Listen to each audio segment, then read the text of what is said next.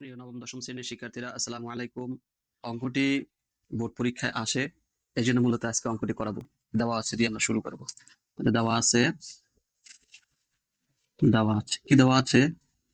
14 দেওয়া আছে। তাহলে আমরা এখন শুরু করি। সূত্র হচ্ছে a plus b plus c whole square equal to a square plus b square plus c square plus 2 into ab plus bc plus c a। এটা একটা সূত্র। এখন আমরা মান বসাইতে পারি। a প্লাস b c এর মান হচ্ছে 6, এখানে 6 লিখতে পারি। স্কয়ার জায়গায় স্কয়ার দিলাম, কারণ এটার একটা মান আছে, মান হচ্ছে 14। এখানে আমরা 14 লিখে দিলাম প্লাস 2 ইনটু, এটার কোনো মান নাই, এটা আমরা এখানে লিখে রাখি, plus bc plus d a। এখানে 6 এর স্কয়ার করলে হবে 36, আর 14 এই পাশে চলে আসবে, এই পাশে প্লাস অবস্থায় আছে, প্লাস থেকে ইকুয়াল টু এই পাশে নিয়ে আসলে মাইনাস হবে, মাইনাস করে দিলাম। এখানে থাকে 2 into ab plus bc plus c a।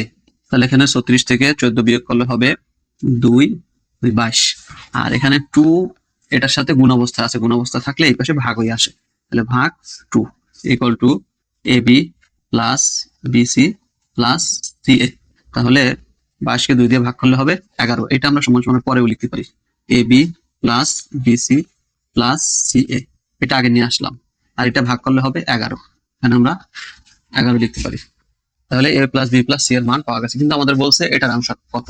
তাহলে প্রদত্ত রাশি দিয়ে আমরা লিখতে পারি, প্রদত্ত রাশি প্রদত্ত রাশি প্রদত্ত রাশি দিয়ে আমরা লিখবো এটা a minus b whole square plus b minus c whole square plus c minus a whole square. প্রত্যেকটা বর্গের সূত্র আছে, তাহলে বর্গের সূত্রগুলো আমরা ভাঙায় ফেলি। a square minus 2ab plus b square plus b square minus 2bc plus c square.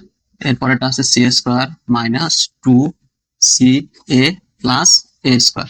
পুরো বর্গের সূত্রগুলো ভেঙে ফেললাম। তাহলে এখন কি লেখা যায়? এখন কয়টাই আছে? এখানে a স্কয়ার একটা, এই আছে একটা, 2a square, 2a square plus b square দুইটা, 2b square plus c square 2c square. আর এখানে থাকে minus 2ab minus 2bc minus 2ca। এখন আমরা এইটার মধ্যে থেকে 2 কমন নিতে পারি। 2 কমন নিলে থাকে a square plus b square plus c square. আর এখানে 2 কমন নিলে থাকে মাইনাস 2 কমন নিতে হবে, মাইনাস 2 কমন নিলে এখানে প্লাস হয়ে যাবে, plus bc plus ca। Minus 2 common নিলে এখানে মাইনাস 2 কমন নিলে ভিতরে সেগুলো চেঞ্জ হয়ে যাবে।